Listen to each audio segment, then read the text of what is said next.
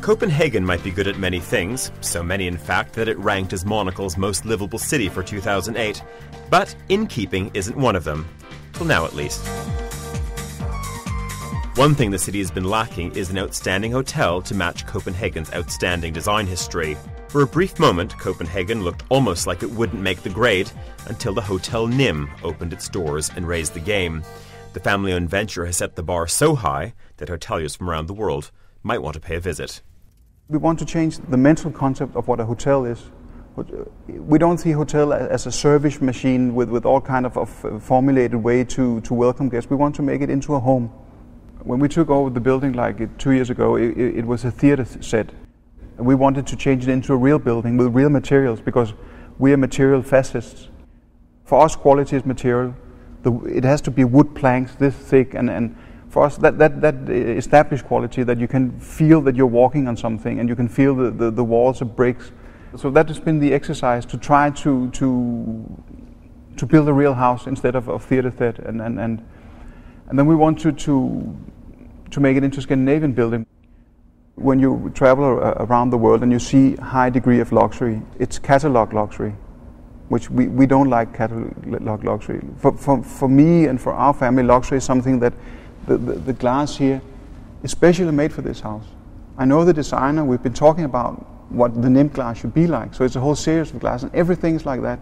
And that's for us the fun part of it. And then we hope eventually some money will turn up, but that's not the main objective, because then you should be into real estate or something else. To do this, it has to be by heart rather than by your wallet. The Nimb is indeed a venture that would make most traditional hotel investors go weak, which is perhaps one of the reasons we find it so enchanting. By putting not only comfortable beds and the best furnishings at its core, but also emphasizing the freshest produce, the Nimb puts local made and milked in Denmark provenance at the center of its business. Indeed, how many city centre hotels boast a dairy beside the lobby?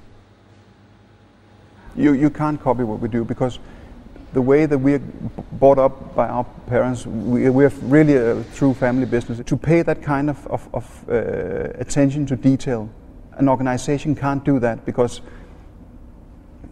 that's not the way operation runs.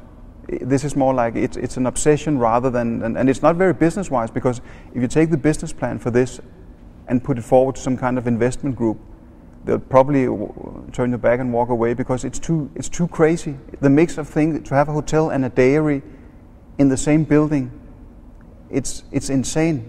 It is insane, but for us it's completely logic, because we love making dairy products and we love having hotels. So why not put it together?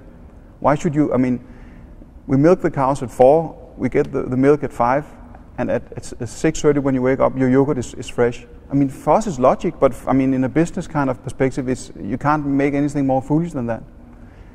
So you need to be a bit wacko to do something like that.